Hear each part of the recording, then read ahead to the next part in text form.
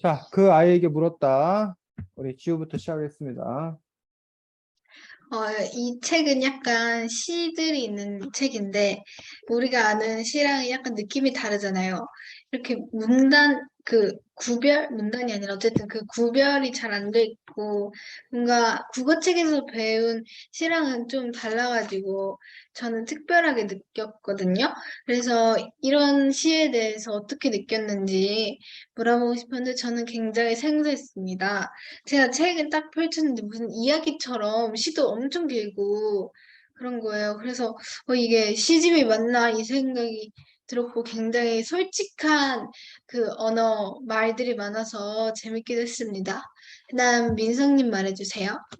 저는 일단 이 책을 딱 펼쳤을 때 이걸 처음 시를 읽으니까 확실히 되게 길긴 길더라고요. 긴 시들이 많아서 좀 놀라긴 했는데 약간 이런 여기에서 쓰는 그런 표현 같은 게 확실히 국어책은 진짜로 굉장히 괜찮은 그런 말 위주로 쫙 돼 있는 시들이 많은데 여긴 그냥 약간 좀 자유로운 그런 느낌인데 솔직히 말하면 전 이런 시가 더 좋았어요, 진짜. 그래서 되게 시들이 완전 제 취향이라서 되게 재밌게 읽었던 것 같습니다. 네. 그다음 선생님 말씀해 주세요. 네, 아까 지우가 말했던 것도 이제 문단 뭐 이런 거는 이제 우리가 보통 글에서 일반 글, 산문글에서 얘기했던 거고, 시에서는 이제 뭐라고 그래? 다 잊어버렸어. 초등학교 때 다 배운 거를. 학교에서 열심히 배웠을 텐데. 연과 행이라고 하지, 연과 행. 지우야. 그런 연, 1년, 2년, 연과 행에서 이 시가 뭐 연과 행 구별이 명확한 시도 있고 아니면 이제 우리가 산문시라고 해가지고 마치 산문처럼 줄글로 이렇게 쭉 되어 있는 어떤 형태의 시도 있고 아니면 그걸 또 이제 자유시, 정형시하고 자유시 해가지고 형식을 좀 이렇게 갖추어서 그 글자 수나 이런 걸 맞춰서 쓰는 어떤 시조 같은 어떤 그런 정형시가 있는 데 비해서 이 자유시 이 형태로 이렇게 쓰여진 어떤 그러한 것들이 이 시집의 특징이다라고 얘기하고 있는 것들을 볼 수가 있습니다. 그래서 저는 뭐 일단은 이게 이제 이른바 청소년들 이 한상권 시인이 고등학교 국어선생님 있다 보니까 고등학생들 어떤 그런 정서를 담아서 중고등학생들 청소년들의 정서를 담아서 쓴 것도 아닌 건가라는 부분에서 뭐 이렇게 청소년들이 이런 생각들을 하고 있구나라는 뭐 그런 부분들을 느낄 수 있는 부분도 있었고 반면에 또 이제 몇몇 시들 같은 경우는 좀 이렇게 너무 추상적인 시가 때로 너무 이렇게 추상적인 어떤 그런 부분이 있어가지고 시인이 뭘 말하려고 하고 있나 쉽게 이해가 안 되는 그런 부분들도 있었습니다. 네, 근데 그 질문이 하나 있는데요. 선생님께 드리는 이런 시를 사실 국어 수행평가할 때 딱 연과 행에 딱 맞춰서 은유 표현을 사용해서 시를 쓰면 좋은 시에 대한 그 A 플러스를 받을 수 있거든요. 근데 이런 그냥 이 책에 나온 시같이 썼을 때도 선생님들이 이해해 줄까요? 그럼 아니 그걸 왜 이해를 안 해? 왜냐면 아, 너무 형태로 이런 시가 생소해가지고, 정말? 그러니까 네, 은유 표현도 막 그렇게 많지도 않고, 일단은 그래서, 저희가 1학기 때 했던 시의 기준이 어, 은유법 쓰기나 뭐 이런 거였거든요. 그랬더라면 그 의류법을 사용해야 되는 거기 때문에 그 기준에 따르면 이렇게 뭐 그 은유법을 사용하면 되는 거지.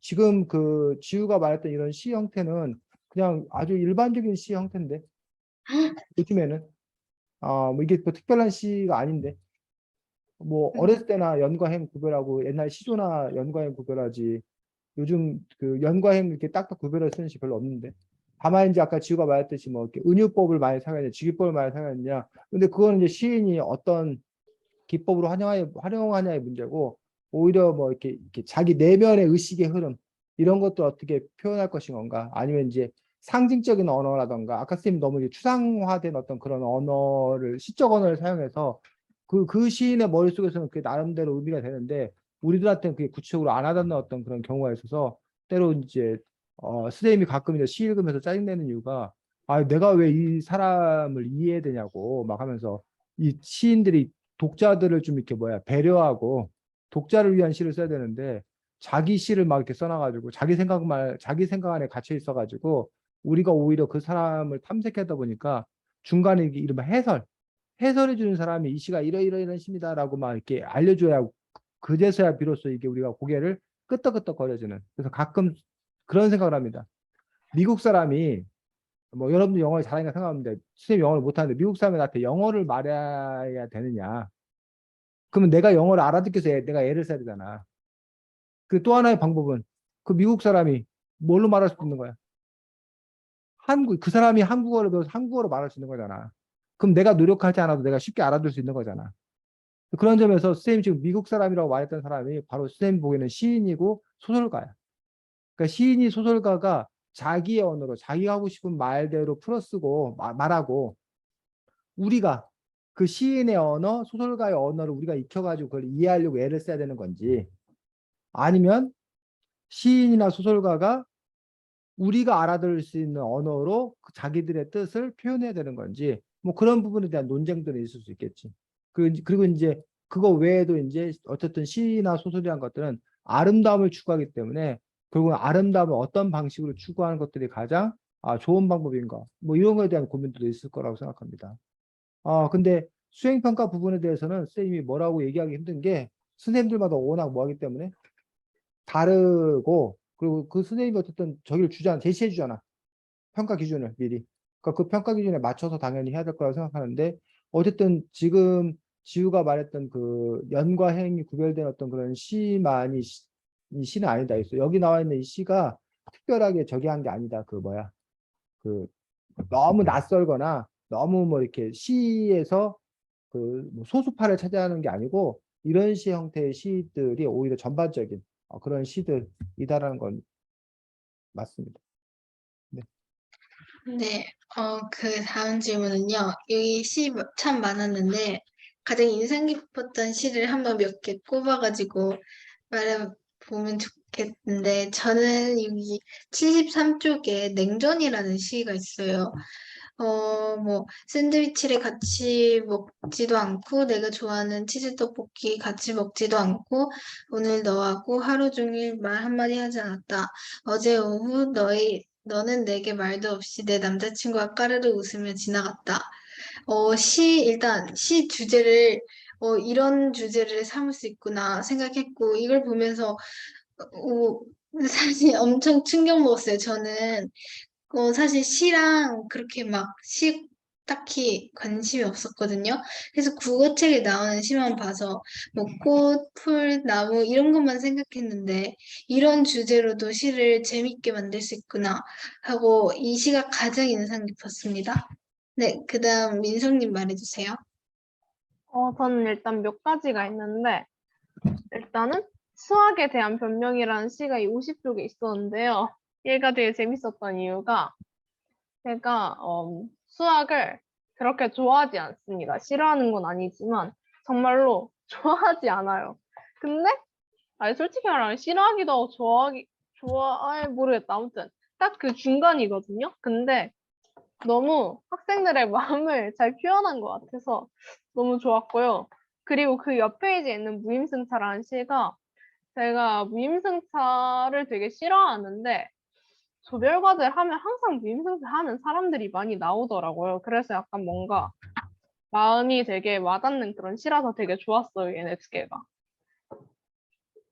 네, 그다음 선생님 말씀해주세요. 네, 저는 뭐 여기 시들 중에 그 인상 깊은 시들 중에 하나가 그 대명동 소피스트라는 시와 그다음에 여기 뭐 무소유를 읽는 시간이라는 그 시가 교사와 학생의 어떤 그런 대화라는 어떤 그런 방식을 통해서 그런 교사들의 어떤 그런 고민들 뭐 그 학생에 대한 어떤 생각들 뭐 이런 부분들이 잘 나타나 있어서 그 시가 인상적이었습니다. 네, 제가 준비한 질문이 여기까지입니다. 지금 그 지우 얘기가 나와서 그 부분에 대한 이야기도 잠깐 하고 그리고 나서 이제 진행할 수 있도록 하겠습니다. 다음 주에 우리가 글쓰기를 해야 될 게 뭐냐면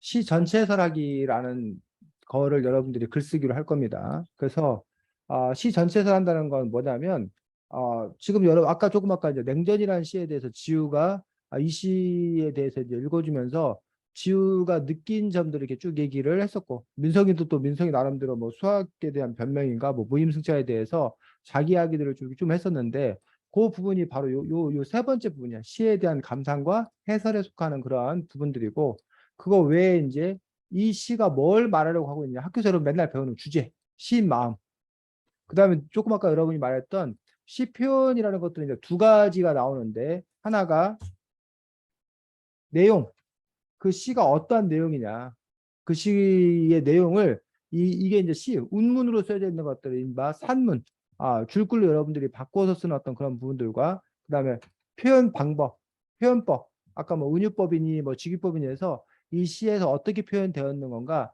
이런 것들 여러분들이 설명해 주는 그런 부분들 이제 시 표현에 관한 부분들이고 그다음에 이제 그 시에 대해서 여러분의 주관적 개인적 감상을 얘기할 수도 있고 아까 뭐 민성이가 나는 뭐 수학을 어쩌고저쩌고 그러면서 자신의 경험을 얘기할 수도 있고 그 시가 오늘날 우리들에게 갖는 의미에 대해서 얘기할 수도 있고 그 시에 대해서 여러분들이 평가해 줄 수도 있고 이러한 여러 가지 것들을 다 뭐해서 합쳐서 그 시에 대한 전체 해설이다라고 얘기를 하는 건데 그 부분에서 여러분들이 요 시 몇 편을 골라서 그 시에 대해서 여러분들이 다른 사람에게 뭐 해주는 해설해주는 그래서 이 시는 지금 이러이러한 내용인데 시인이 이런 메시지를 전하고자 이런 시를 썼다. 근데 이 시를 읽고 나는 무슨 생각을 했다. 우리가 뭐 앞으로 뭐 이 시를 읽고 이렇게 해야 된다. 요즘 사회에 벌어지는 뭐 이러하다. 뭐 이런 식의 어떤 여러분들이 그러한 글들을 쓸 수 있었으면 좋겠다라고 생각을 합니다. 그래서 선생님이 그 부분에 대해서 먼저 이렇게 시범을 보여주고 그러고 나서 여러분들이 그거 하는 거 배워서 다음 주에는 여러분들이 시를 몇 편 골라서 그 시에 대해서 여러분들이 지금 쌤이 한 것처럼 전체 해설을 쓸 수 있었으면 좋겠습니다. 어, 잠깐만. 그래서 우리 그 지우가 먼저 고른 시부터 가지고 쌤님이 예를 들어주는 게 쉽겠지? 자, 선생님이 제목도 안 써. 이거는 이제 우리 그 뭐야 수요일 날, 목요일 날 어제 공부했던 친구들이 고른 시에 대해서 선생님이 전체 해설을 이렇게 써놓은 거야. 전체 해설을 써놓은 거. 두 편, 세 편, 세 편 선생님이 전체 해설을 써놓은 거고 지금 이제 지우가 말한 시가 냉전이라는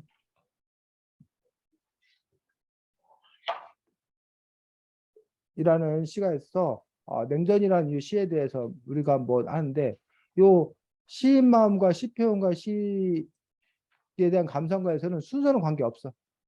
요 세 가지 중에서 뭘 먼저 쓸 건지 뭘 나중에 쓸 건지 그 순서는 여러분이 각자 결정하면 되는데 자 냉전이라는 시를 보면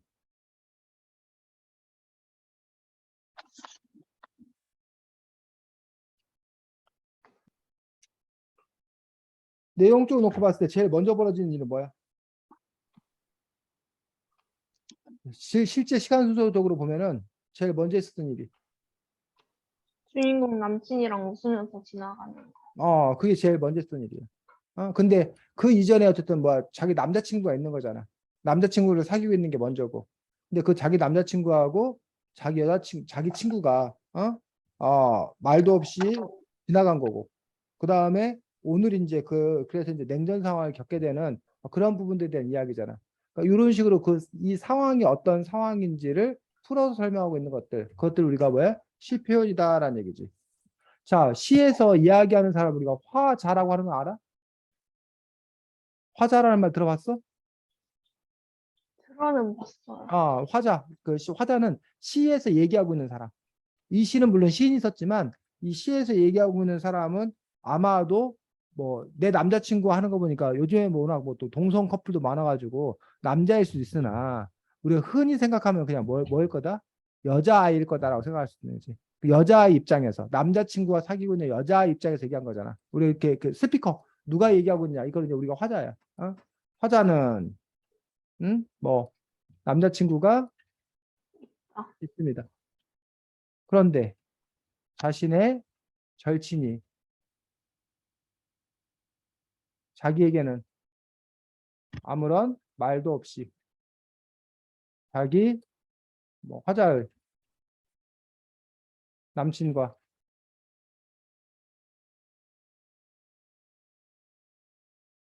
웃으며 지나가는 남친과 뭐 사이좋게 웃으며 지나가는 모습에 화가 났습니다. 그렇다고 절친에게 왜 그랬냐고 따지자니 뭐 쪽팔렸습니다.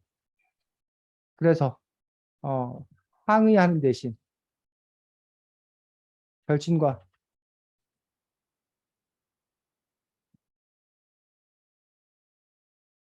샌드위치, 치즈 떡볶이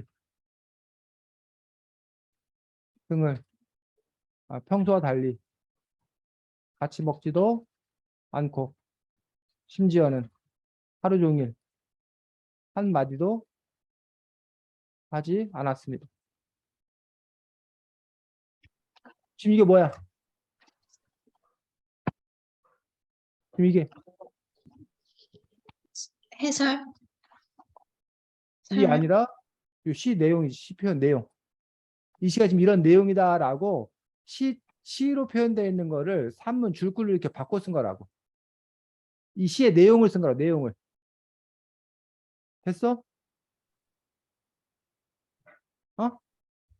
자, 그러면 시는 이 시는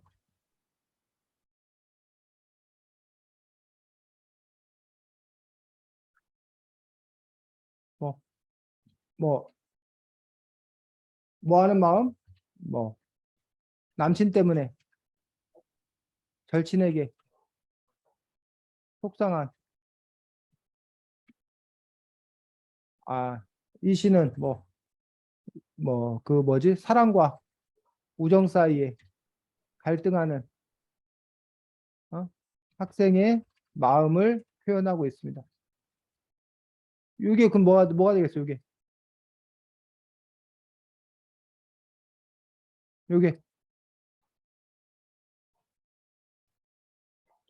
이게 시인 마음,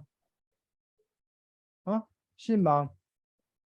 그렇게 해놓고 그 나서 이제 요 시 감상가에서 그럼 이 시를 읽고 여러분들은 무슨 생각을 했냐라는 얘기야.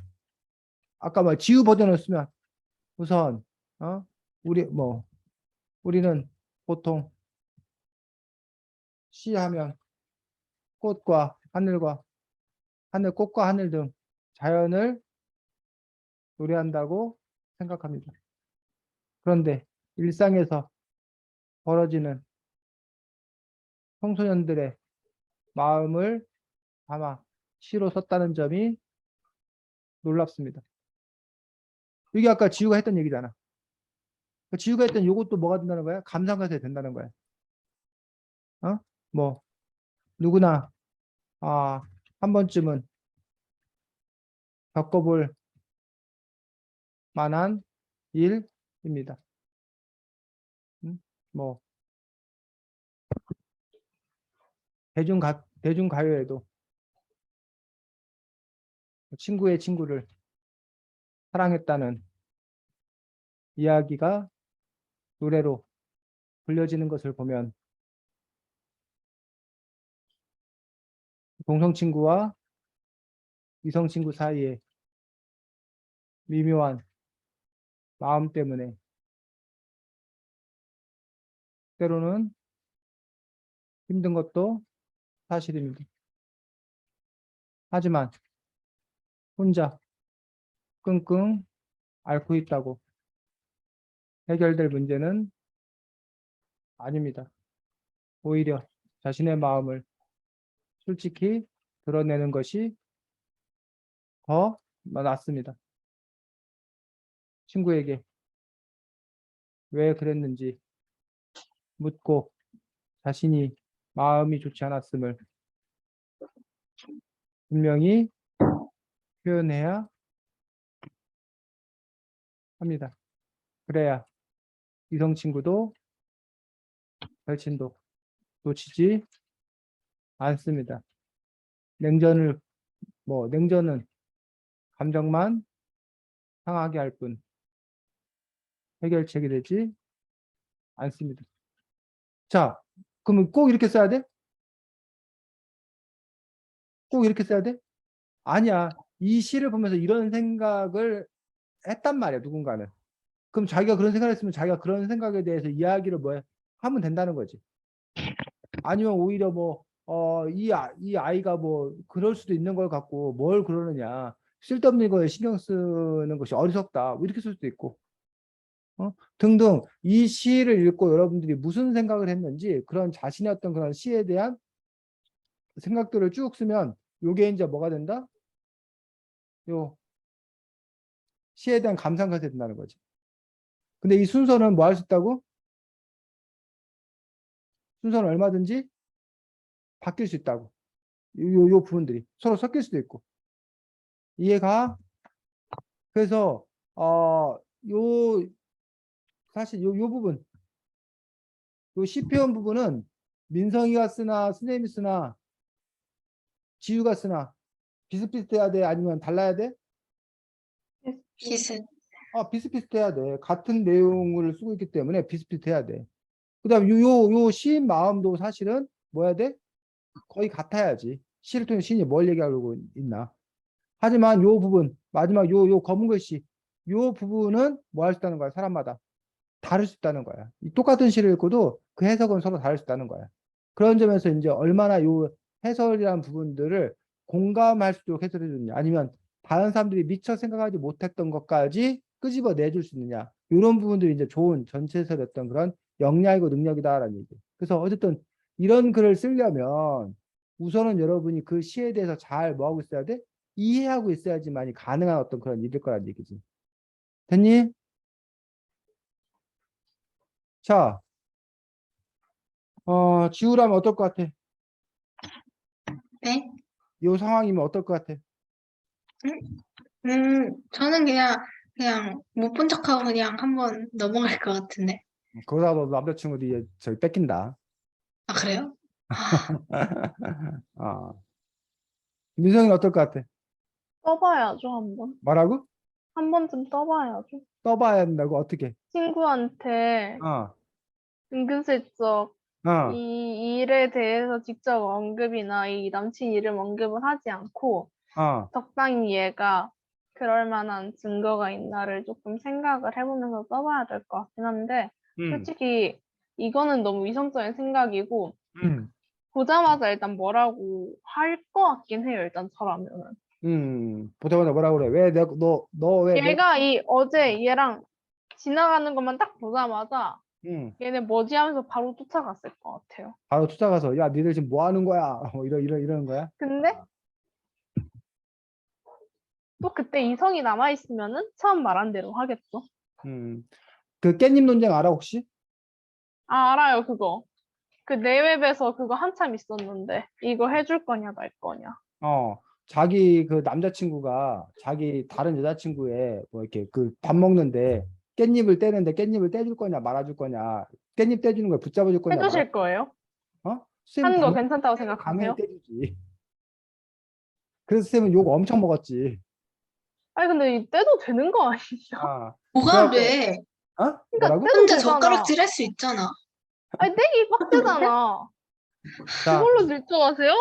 자, 그래서 이것이 이제 이른바 내 남자친구가 나한테만 잘해줘야 되느냐, 아니면 모두에게 뭐 해줘야 되느냐, 친절해도 되느냐 선 라는 지키면서 부분에서. 적당히 다정하면 되잖아.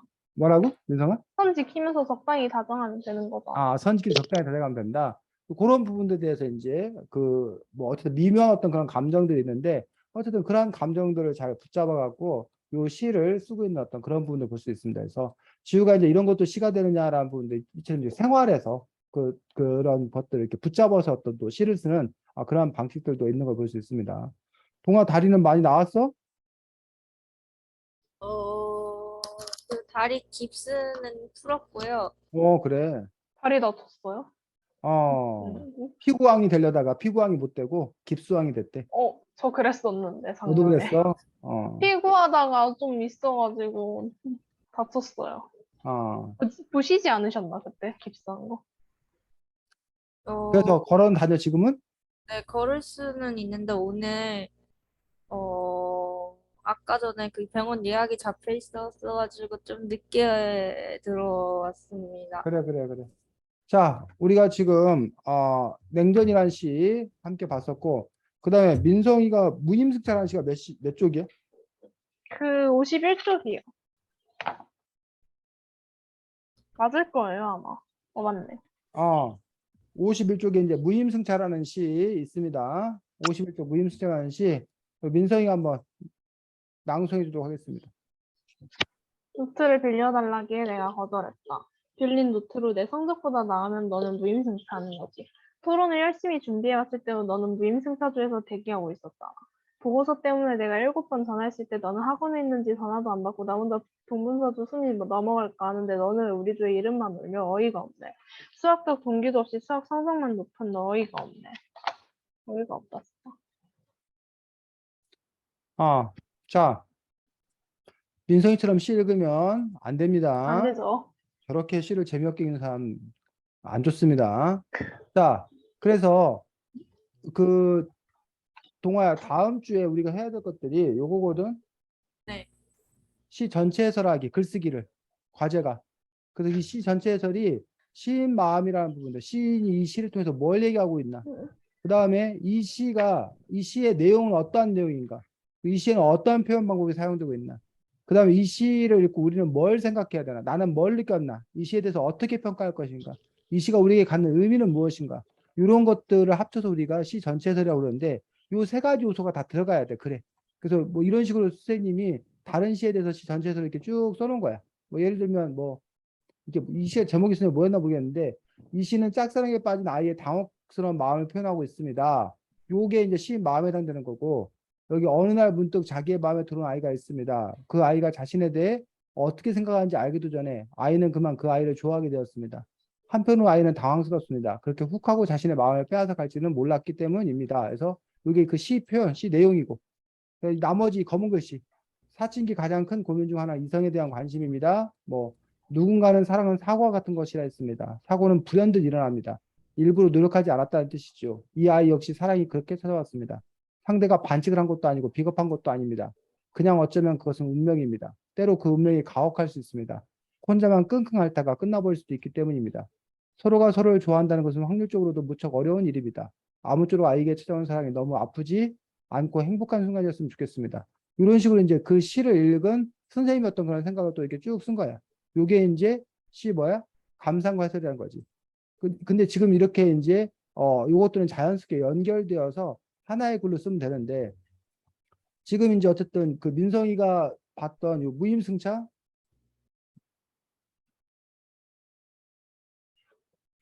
선생님, 어, 오늘 책이 뭐죠? 그 아이에게 물었다. 왜 아니야? 어, 시집. 그 책을 읽었어요. 너는 뭔 줄 알았어? 저 오늘 힙합이 그 두 번째 글 써가지고 하는 날인 줄 알았어요. 그 지난주에 힙합 그 책을 했고 그 책은 그냥 우리가 그 뭐지? 방학 휴가 때문에 글쓰기 2번 빼고 우리 민성이가 강력하게 주장했어. 글쓰기 힘들다. 그냥 독서로 네? 하자. 네가 제가 강력하게 주장했잖아. 제가 언제요? 그래서 민성이 덕분에 너네들이 글쓰기 안 제가 하고 언제요? 지우도 동의했어. 아니 제가 너네가 언제? 동의했잖아. 독서로 하자고. 글쓰기 안 하고. 어쨌든 요 시집이야. 그 아이에게 물었다라는 시집이야, 동아야.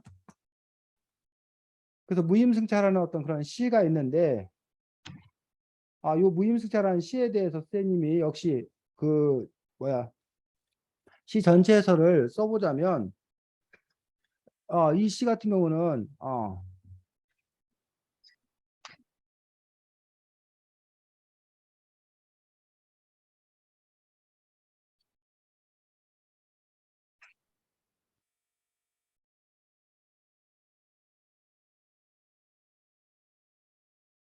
뭔 말이야 이게? 자, 이 시는 무임승차하는 조언에 대한 짜증나는 마음을 담고 있습니다. 이게 뭘까? 이 시에 응? 어 맨 처음에 뭐 마음, 시인의 시인 마음. 마음. 그 시인 마음부터 제일 먼저 써도 상관이 없다는 거야. 어? 마음을 담고 있습니다.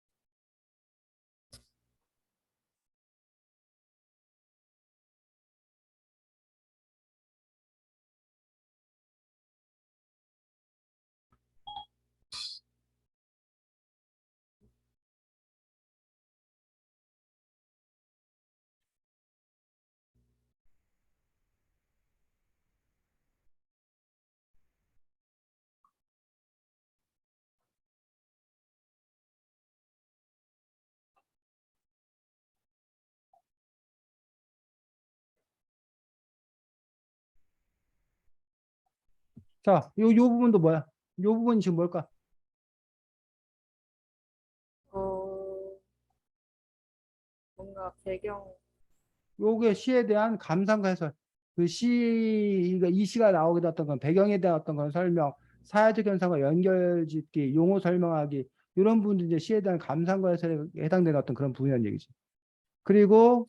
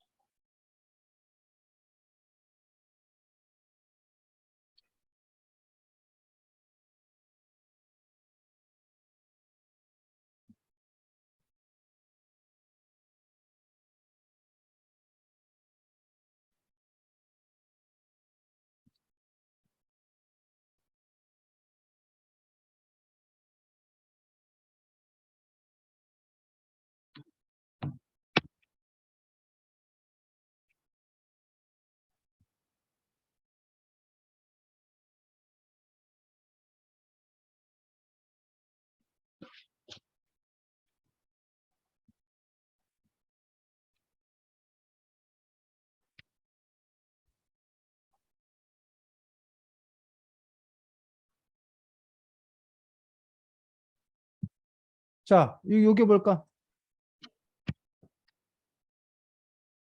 예시, 예, 응? 요게 요 시의 내용, 아, 요 시의 표현, 이 시가 이런 내용이었다는 거지. 그 시의 내용을 아까 윤석이 읽어줬던 그 시 부분들을 풀어서 줄글로 쭉 뭐 하고 있는 거야? 설명하고 있는 어떤 그런 부분이라는 얘기지. 그래서 이 처음 요 부분이 시인 마음,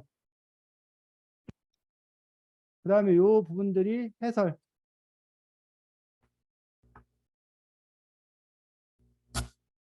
그리고 다시 요게 시 내용, 시 표현. 근데 여기서 이제 끝나도 되고 아니면 자기가 단칼에 거절했습니다. 뭐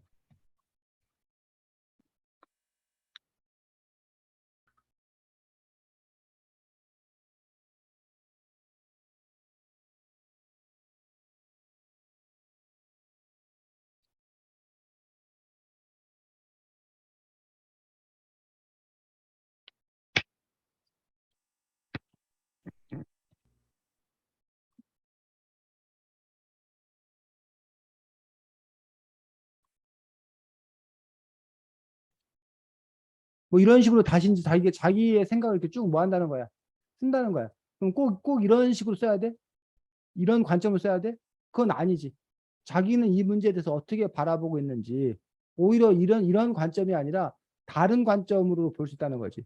그래서 이른바 능력자 자기 능력한 것만큼 자기가 노력한 것만큼만 뭘 얻자라는 어떤 그런 생각이 되게 공정해 보이지만 한편에서는 너무 비인간적으로 보이고 또 이렇게 되면 이른바 장애인이라던가 사회적 약자라던가 이런 사람들은 뭐 어쩔 수가 없는 어떤 그런 사람인데 그들에게 너희들은 성과를 내지 못했으니 노력하지 않았으니 그러니까 너희들은 뭐에다 낮은 대접을 받아야 된다는 걸 정당화하게 되는 그런 문제가 있지 않냐. 그 무임승차하는 사람도 나름의 뭐야 돈 없는 사람도 버스 태워서 같이 갈 수 있는 사회가 더 좋은 사회 아니냐. 만약에 자기가 아닙니다. 그런 생각을 갖고 있다면 그런 식으로 그런 이야기를 왜 펼쳐갈 수 있다는 거지. 그래서 이 무임승차라는 어떤 이런 시인이 요즘 그 중고등학생들 그 청소년들의 어떤 그런 마음을 대변하고 있으나 근데 그 단지 그거는 그 뭐야 있는 마음을 그대로 분노를 그냥 그대로 표출한 것일 뿐 시인이라면 뭐 보다 더 나은 세상에 대한 어떤 그런 갈망 이상을 제시해야 되는데 그런 제시가 없었다라는 식으로 자기가 뭐 할 수 있다는 거야? 비판할 수 있다는 거야. 반면 이거 정말 내 우리 마음을 너무나 잘 뭐하고 있다? 표현하고 있다, 담고 있다. 이런 무임승차한 애들은 응징해야 된다. 이런 무임승차의 문제를 해결하기 위해서는 뭐 이러해야 된다라고 자기가 생각한다라면 또 그런 자기의 생각을 제시할 수 있다는 거죠. 어쨌든 이 시를 읽고 자기는 뭘 생각했고 다른 사람들에게 이 시와 관련되어서 어떤 이야기를 하고 싶은지 그런 이야기들을 쓰는 것들을 시 전체에서 한다고 한다는 거예요. 이해가? 자, 그러면 민성이가 진행을 할 거고 우리 동아가 어쨌든 뭐 착오가 있어가지고 이 시집을 못 읽었다 그러니까 여러분들 얘기할 때 그 시를 뭐 해주라고 읽어줘요. 낭송해주고 동아의 이해를 돕기 위해서 낭송해주고 아까 민성이처럼 아주 아니, 그냥 저 예전에는 쌤이 잘 읽었다고까지 했어요. 다른 쌤이 잘 학교에서. 읽었으니까 잘 읽었다고 그랬지. 귀찮아서 요즘 그냥 막 응? 읽는 거지. 귀찮아서 막 읽은 걸 보고 내가 잘 읽었다고 해야 되겠어? 아니요, 응? 그건 아니죠. 네가 잘 읽으면 잘 읽었다고 당연히 하지. 자, 민성이 진행하겠습니다.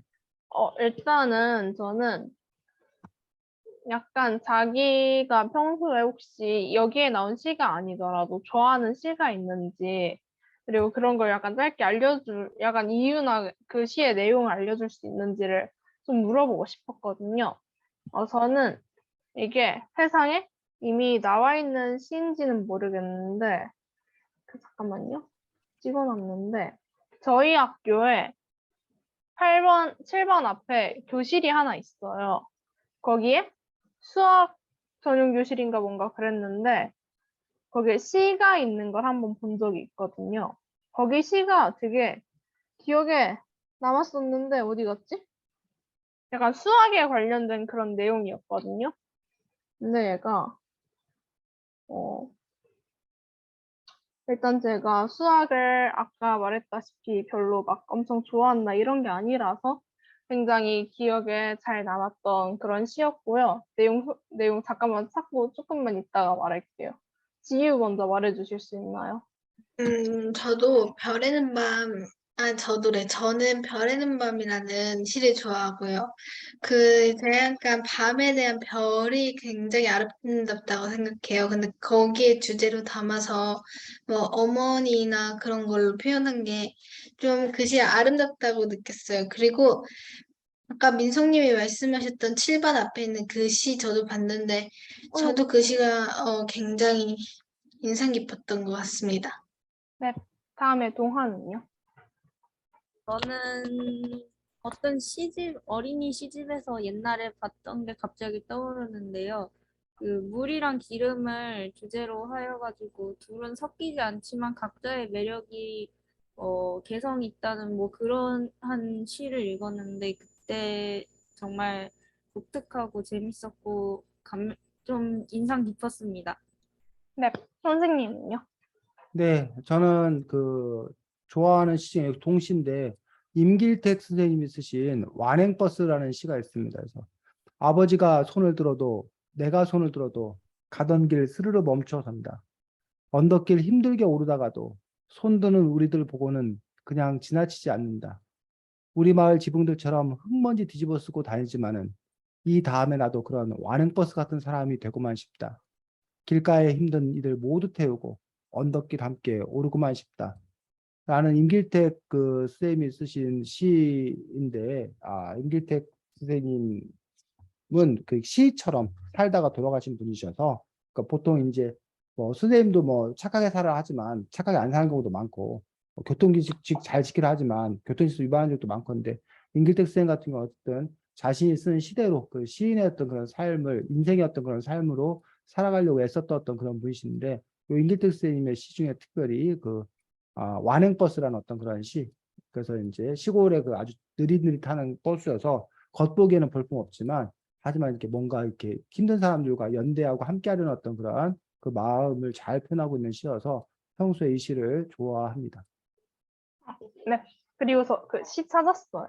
음, 이게 제목이 왜 수학이는 이런 시인데 아무래도 저희 선배가 쓴 시 같고요. 이게 내용이 어떠냐면 왜 수학은 멀쩡한 영수증을 찍고 그래프를 우유에 담그고 왜 농부는 동물 다리 개수는 알면서 몇 마리인지는 모르고 왜 민지는 자기가 계산 망쳐놓고서 우리 보고 푸라 그러고 아이 왜 꺼져. 야, 웃지 아, 말고 읽어줘야지. 잠깐 웃겼잖아. 너무 웃겨요 지금. 그리고 왜 수학은 먹지도 못할 소금물 가지고 실생활 문제 타령을 하고 있고 그놈의 그놈의 소금물 농부에게 민지에게 지수에게 수학 문제에게 부어버리고 싶다 이런 내용인데요. 되게 아니 진짜 위문이었거든요. 항상 막 수학에서 실생활 문제 들고 와라. 이거 소금물이 어쩌고 그래프가 어쩌고 이걸 또 달력을 찢었는데 어쩌고 동물 다리가 인 건데 또 얘가 몇 마리냐 하고 이게 되게 공감이 너무 가가지고 좀 되게 인상이 깊고 되게 좋아하는 시예요. 네. 네. 그리고 주제가 없습니다. 더 얘기할. 다 했어? 네.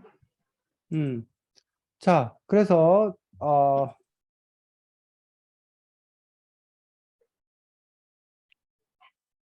그 이 시를 찾아보겠습니다. 아까 쌤 읽어줬던 요 시가 무슨 시 같아? 제일 짧은 시던데. 30쪽에 비겁하다 반칙이다라는 시입니다. 우리 동화를 위해서 지우가 낭송해 주겠습니다. 와, 네, 짧아가지고, 비겁하다 반칙이다. 너희 마음을 보여주지도 않고, 나의 마음을 가로채는 것. 동화 잘 들었어? 단 이행으로 구성되어 있는 너의 마음을 보여주지도 않고 나의 마음을 가로채는 것.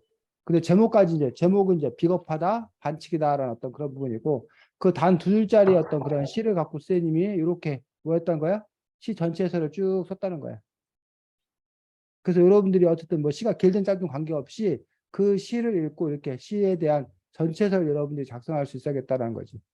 자, 그 다음에 요 시는 뭐 보고 싶다라는 그 화자가 오래전부터 좋아하는 아이가 있었습니다. 그런데 그 아이는 무심하게도 벚꽃 피는 그 황홀한 봄에도 아무런 응답이 없어서 화자는 늘 애가 탔습니다. 그런데 가족들과 있는데 카톡이 울렸습니다. 눈치가 보여서 아이는 가족들을 피해 슬쩍 화장실 가서 문자를 확인했습니다. 그런데 놀랍게도 그 아이에게서 보고 싶다라는 카톡이 와 있는 것이었습니다. 화자는 너무나 가슴이 벅찼습니다. 마치 온몸이 하늘에 둥둥 떠다니는 느낌이었습니다. 백석 시인이 노래한 사랑의 감정이 절로 이해가 되었습니다. 마음 한편에서는 혹시나 그 말이 잘못 날린 문자가 아닐까 걱정이 될 정도였습니다. 이게 뭘까? 그 시의 내용이야, 내용. 그럼 이 시가 어떤 내용인지 알겠어? 요 설명을 듣고 이 시가 어떤 내용인지 알겠으면 이거 잘 쓴 거야. 근데 이걸 읽고 이게 뭔 말인지 모르겠으면 요 선생님이 잘 못 쓴 거야. 그 다음에 썸 타던 친구에게 고백을 받고 황홀해하는 아이의 심정을 잘 표현한 시입니다. 이게 뭘까? 이게 시인 마음. 그 다음에 이 시를 읽고 제 느낌은 한마디로 부러움 그 자체였습니다. 이성 친구에게 보고 싶다는 말을 듣기는커녕 제 카톡은 늘 0입니다. 전 누군가에게 카톡을 받는다면 그 자체만으로도 기쁠 것입니다. 그런데 하물며 자신이 좋아하는 이성 친구에게 보고 싶다는 말을 들었으니 정말 그 기분이 저로서는 상상이 되지 않습니다. 물론 한편에서는 중학생 이성 교제를 해도 되는지 걱정이 되기도 합니다. 이렇게 좋아할 정도라면 필경 사고를 치지 않을까 우려하는 어른들도 있을 것입니다. 하지만 어른들은 늘 우리 보고 노력하라고 합니다. 경험이 중요하다고 강조합니다. 그렇다면 사랑도 노력하고 경험해야 하는 것이 아닐까요? 저도 친구들에게 이성 친구에게 보고 싶다는 말을 들어보는 짜릿한 경험을 언제나 할 수 있을까요? 그날이 기다려집니다. 이게 이제 감성과 해설이에요. 이건 선생님의 마음을 쓴 게 아니라 그 어제 공부한 친구 중에 하나가 이런 얘기를 해가지고 그 얘 이야기를 쌤이 뭘로? 글로 이렇게 쭉 쓴 거야. 이런 식으로 여러분들이 시 표현, 시 마음, 시 감상과 해설.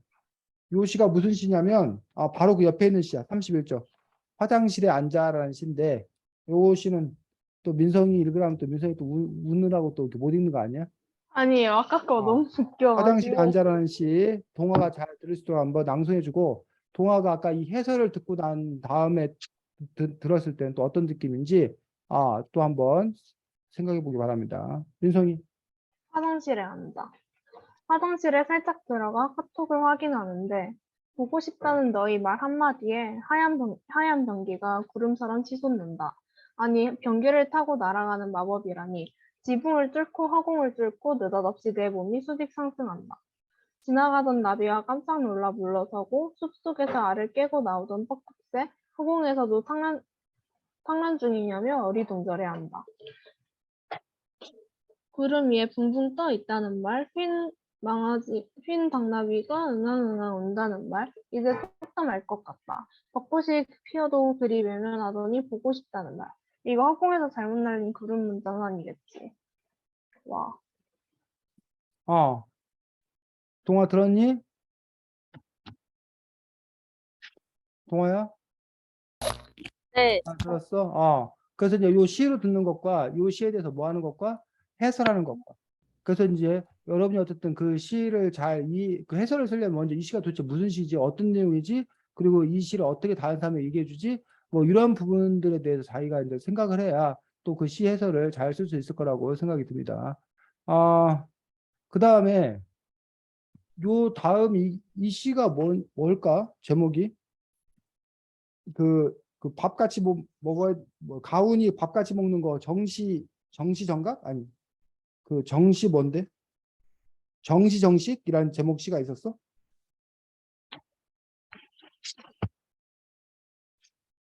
없는 것 같습니다. 아, 있네. 69쪽. 몇 쪽? 69.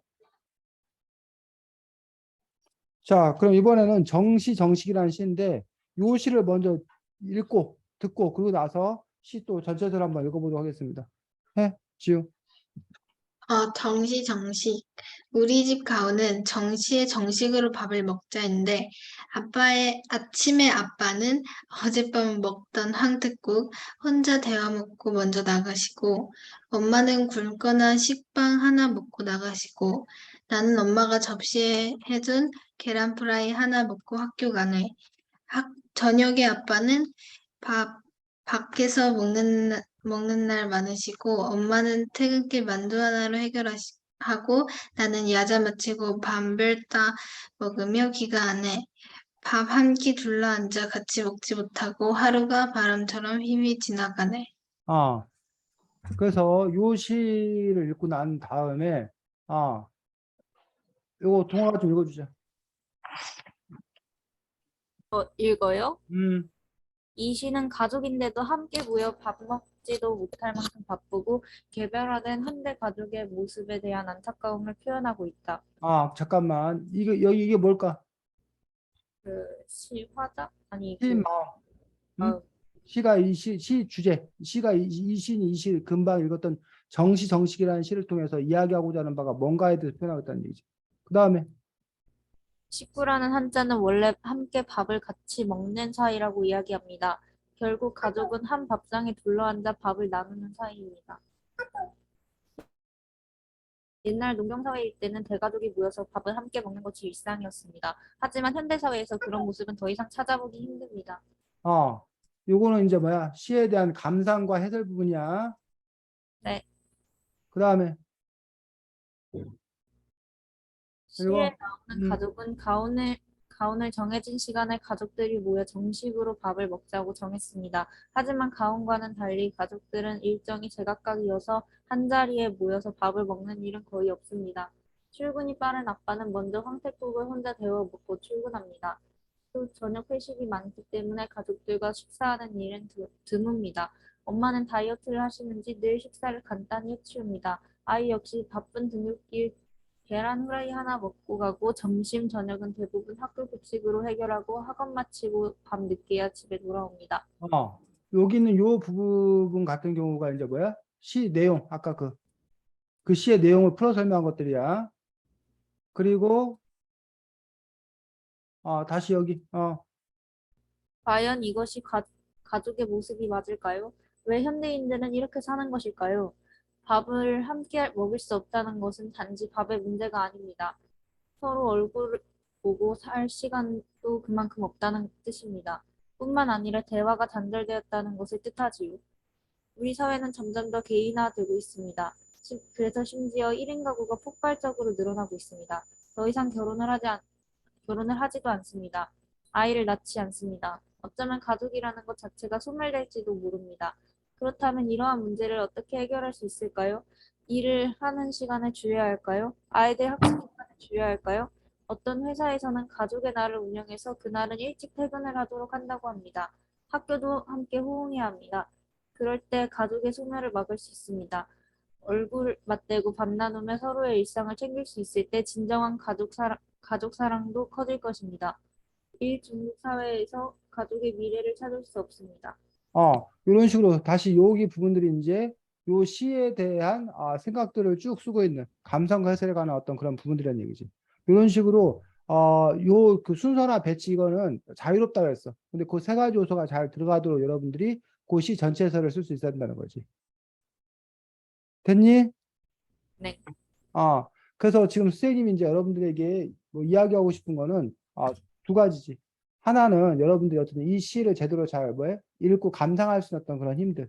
그다음에 이제 그 감상할 수 있는 힘을 바탕으로 해서 이렇게 글로 여러분들 것들을 또 표현할 수 있는 어떤 그런 능력이 있어야 되고 아까도 얘기했지만 결국 글로 표현하기 위해서는 먼저 여러분이 이 시에 대해서 제대로 잘 아는 제대로 잘 알아야지만이 그것들을 표현할 수 있기 때문에 그래서 지금 오늘 우리가 본 시들 빼고 선생님이 지금 이렇게 써준 거를 다시 써봤자 여러분들한테 별로 좋지 않기 때문에 뭐 크게 도움이 되지 않기 때문에 오늘 거론되지 않은 시로 가급적이면 가급적 아는 시로 몇 편 이상 골라서 두 편 골라서 여러분들이 그 시에 대해서 한번 고민해보고 이 시와 관련해서 무슨 얘기를 하면 좋을까 어떤 얘기를 하면 좋을까 생각해서 그 시에 대해서 여러분들이 전체 해설을 하면 될 거라고 생각을 합니다. 민성이 이해했니? 지우도? 네. 민성이는 다음 주 화요일 날 민성아 수업할 거라서 며칠 안 남았어. 망했네요. 너는 다음 주 화요일 날이고 망했다. 다른 친구들은 금요일 날 할 거라서 일주일 남았고 동아는 책 다시 구할 수 있나? 구해서 어쨌든 하기 바라고 그래서 다음 주에는 요 시에 대한 뭘로 글쓰기 가지고 할 수 있도록 하겠습니다. 지우나 민성이 혹시 이 시집 중에서 더 뭐 이렇게 얘기해 볼 만한 시 있으면 한두 편 더 얘기하고 없으면 오늘 기적적으로 수업 시작한 금요일 이래 수업, 처음으로 더 먼저 마치고 금요일 수업 보고 뭐라고 민성아? 금요일 수업 보고 싶어지는데요, 야, 갑자기. 너 저기 예주를 배신하겠다는 거야? 걔도 어차피 목요일에서 잘 듣고 있을 것 같은데? 그래, 예주한테 잘 얘기해봐. 아니, 선생님이 솔직히 지난주에 말해서 이 시간이 너무, 어, 너무 짧지 않나요, 시간이? 금방 할 수 있어. 아니, 민성이하고 예주 제가 계약이 걸려 있는데. 저 음, 주말에 할머니 댁 가야 되는데. 망했는데? 잘 의논해봐. 어쨌든 민성이와 예주 덕분에 선생님이 지난주 화요일에 어, 서울에서 온 친구를 잘 만났는데 문제는 다른 애가 화요일 날 수업 있는 줄 알고 화요일 날 들어왔다고 연락해갖고 선생님을 혼비백산하게 만들었다는. 어, 너무 당황했어. 그래서 지난주 화요일 날. 자, 다른 시 더 얘기할 거야 아니면 그냥 이걸로 오늘 끝내. 끝. 쭉. 뭐와 상관없어요. 아유, 역시 자기는 모험생인 것처럼 먼저 끝낸다는 얘기를 안 할래요 뭐 이런 거야? 아, 저 하고 싶은 말 하나 있어요. 말해 민성이 뭐. 생각해보니까. 아니, 이게 시랑은 관련이 있는데, 응. 사실상 관련이 없기도 한데요. 잠깐만, 아까 아까 화장실에서 뭐 문자 확인했다는 그거 아. 뭐였죠?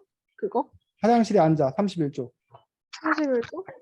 아, 얘 있잖아요. 제가 든 생각이 하나 있는데 응. 얘가 벚꽃이 피어도 그렇게 외면을 했다고 하잖아요. 근데 지금 보고 싶다라고 하고 응. 이 벚꽃이 꽃말이 하나 더 있잖아요. 중간고사라고. 아 정말? 어디다 그거 아닌가? 그 중간고사 본다고 이 집중을 못 하지 않을까요? 솔직히 시험이지 그때는. 와우. 야. 라는 이런 해석을 잠깐 했었거든요. 민성이의 해설이 아주 신박한 해설입니다. 오히려 중딩들한테는 더 이렇게 공감이 가는 해설일 수 있겠습니다. 선생님은 벚꽃의 꽃말이 중간고사라는 말을 오늘 처음 들었고, 사실 선생님은 저는 어, 중간고사를 아직 안 봤지만 아무튼 대충 그렇다.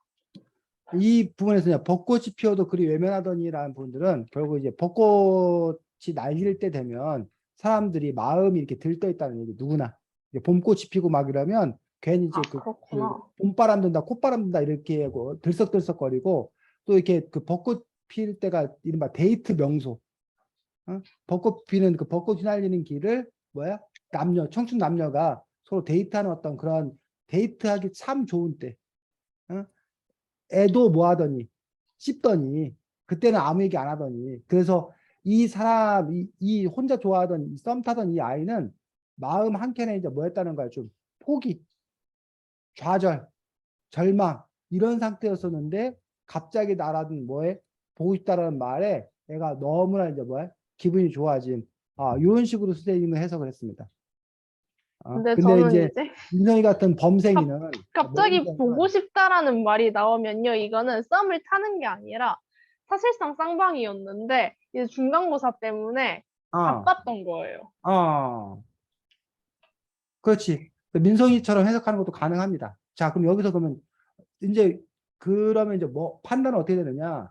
지우나 동화가 들어봤을 때 민성이의 해석이 더 그럴듯한지 이선배 해석이 더 그럴듯한지에 따라서 그 해설이 좋은 해설, 공감받는 해설일 수도 있고 아니면 별 이상한 얘기를 다 하고 있네 일 수도 있다는 거지. 어쨌든 근데 지금은 여러분이 뭐 좋은 해설을 쓰고 이런 걸 떠나서 여러분들이 어쨌든 여러분의 관점에서 그 시를 해석하고 설명할 수 있는 어떤 그런 역량을 키우는 게 우선이기 때문에 민성이 어떤 그런 방식도 좋고 어쨌든 여러분 나름대로 시를 골라서 그 시에 대한 전체 해설을 써보고 그러려면 자꾸 그 시를 여러분들이 여러 차례 원래 시라는 거는 소설과 달리 여러 차례 이렇게 음미하면서 읽고 또 소리내서 읽고 그러면서 또 이제 이 시가 시인이 뭘 의도했건 간에 의도하지 않았건 간에 그러니까 시인이 2 더하기 3은 5 이걸 찾는 게 시가 아니야. 문학은 그게 아니야. 2 더하기 3은 5라고 했을지 뭘지 그건 상관없어. 나는 2 더하기 3이 7이다. 나는 2 더하기 3이 9다. 나는 2 더하기 3이 뭐 13이다. 누구 마음이라는 거야? 내 마음이라는 거야. 다만 아까 말했듯이 2 더하기 3은 나는 9인데 왜 2 더하기 3이 9인지가 내가 그럴듯하게 설명할 수 있으면 남에게 공감받을 수 있으면 감상을 잘한 거라는 얘기야. 그래서 여러분이 수학은 2 더하기 3이 5라는 걸 찾는 거지만 문학은 2 더하기 3이 5라는 정답을 찾는 게 아니라 2 더하기 3이 나에게 갖는 의미는 무엇인지 오늘날 우리 사회는 어떤 의미를 갖는지에 대해서 이야기하고 논하는 것들 이게 이제 이른바 문학 감상이고 그래서 이제 고민이 좀 있습니다. 아까 지우가 수행평가 뭐 이런 거 얘기했는데 이 평가 시험이라는 거는 타당성이 있어야 되고 객관적이어야 돼. 누가 봐도 뭐 해야 돼? 맞아야 돼. 이러다 보니까 이 문학은 원래 근데 그런 게 아니야. 근데 이 문학을 가르치고 시험을 보려다 보니 모순이 발생하는 거야. 자꾸 정답을 뭐해? 강요해. 어? 그래서 문학은 사실 정답이 없는 거라고 그러면서 정답을 또 강요하게 되는 그런 이렇게 문제가 발생하는 그런 부분들을 볼 수 있어서 객관식 시험이나 이런 거에는 사실은 문학이 참 어울리지 않는. 그래서 그렇다고 이제 누군 점수를 더 많이 주고 누군 점수를 더 적게 줄 건가에 또 이거로 평가는 또 하긴 해야 되는데 어떻게 평가할 건가 상당히 또 이렇게 뭐에 고민스러운 어떤 그런 지점들이 있는 것도 사실입니다. 자, 또 다른 얘기 지훈아, 동아 할 얘기 없고 네. 자 그러면 다음 주에 보도록 하겠습니다. 동아도 다음 주 계약하니? 저는 이미 수요일 날 계약을 했습니다. 이미 계약을 했어? 아이고. 그래서 아픈 다리 끌고 다녀 목발 짚고 다녀? 정말 짚고 다녀요. 아직 어. 목발은 언제까지 짚는데? 그거는 정확하게 모르겠는데 일단은 계속 짚을 것 같아요. 그래서 겨드랑이에 근육 좀 생겼어? 네, 팔이 더 단단해진 것 같아요. 하지만 자, 알겠습니다. 자, 수고 많았습니다. 다음 주에 보겠습니다. 안녕. 안녕히 계세요.